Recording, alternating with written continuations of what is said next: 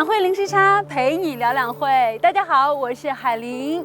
当前世界格局正在深刻变革，人类社会面临多重挑战。面对变乱交织的国际环境，中国如何在坚定维护世界和平与发展中谋求自身发展，又如何以自身发展更好维护世界和平与发展？今天我们邀请到了联合国驻华协调员常启德先生，和我们一起聊一聊世界眼中的中国。Joining us today is UN Resident Coordinator Mr. Siddharth Chatterjee. Welcome. Thank you very much. As UN Resident Coordinator in China, how do you see the prospects for China's economy and its role in driving the world economy?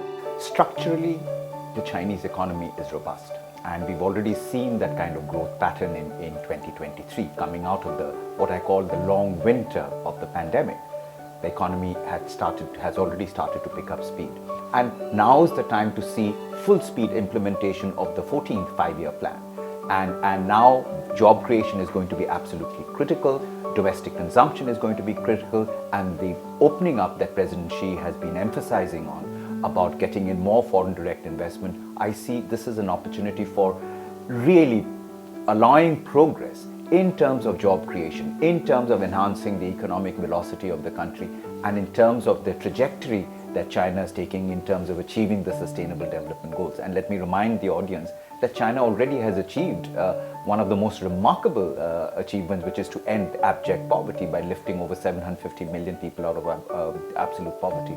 And so I feel optimistic, and I think the year of the dragon has brought in a certain momentum and a certain push into this. In your opinion, in what areas does China play a role as a major country?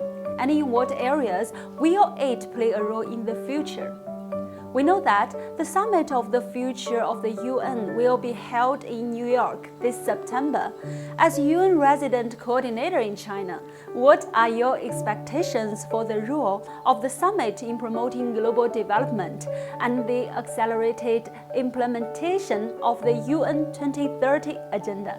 There are multiple challenges that the world is seeing, and particularly because of the COVID, we saw many more people fall back into poverty. The effect of climate change is impacting public health as well as food security. Now, China has a critical role, not only as a permanent member of the Security Council, but as a country which is known for its big data technology and ability to innovate. And the fact that it was able to demonstrate to the rest of the world how it was able to lift over 750 million people out of abject poverty, feed 1/5 of the world's population, ensure better biodiversity, set for itself targets of carbon peaking by 2030 and carbon neutrality by 2060 are important ways and mechanisms through which China has a critical role and a leadership role in that. I was very pleased with the interview of Foreign Minister Wang Yi when he talked about the Summit of the Future. It is about the relevance of the multilateral system. We will be doing 4 pre-summits. There will be one summit I will do on governance and development with the Ministry of Foreign Affairs and the government of China. There will be a second pre-summit which the United Nations will do on artificial intelligence and the entire space of science, technology, and the governance structures of that. A third pre-summit we will be doing on young people, and because it's also the Summit of the Future is also about youth and the future generations, and what kind of a world will they inherit? How do we equip ourselves for that? And a fourth pre-summit we will do with the state-owned enterprises, private sector, because we see the importance of businesses, private sector, state-owned enterprises, not only in giving velocity and generating the jobs that we need, but their role enhancing the Sustainable Development Goals. President Xi Jinping proposed the Global Development Initiative, the Global Security Initiative, and the Global Civilization Initiative. In your opinion, how these initiatives fit in with the 2030 Agenda for Sustainable Development? The United Nations and China is working very closely with the government of China to make sure that the Global Development Initiative is fully aligned with the ambitions of the Sustainable Development Goals. The achievement of the Sustainable Development Goals needs political will. The achievement of the Sustainable Development Goals needs the right public policy. But most importantly, the achievement of the Sustainable Development Goals needs countries coming together, because no one country has the resources to do it on its own.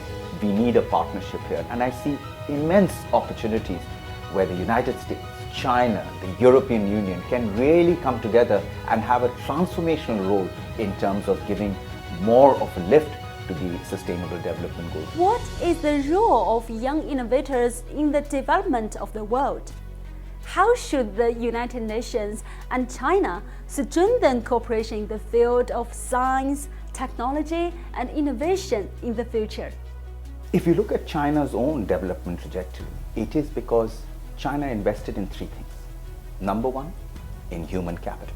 Number two, in infrastructure. Number three, in business. It invested in people. It invested in young people, making sure that they had access to good quality education, they had access to good quality skills, they had access to good health. This is exactly what we need across the developing world.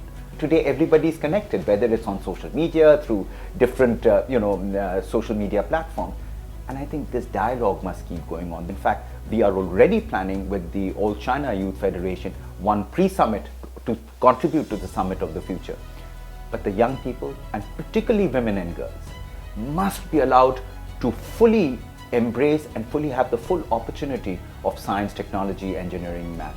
Because this will define the future ecosystem, the future architecture of the kind of challenges that we are confronting, but also the solutions that are going to be there. And these will be the 5 areas which I think are going to be critical.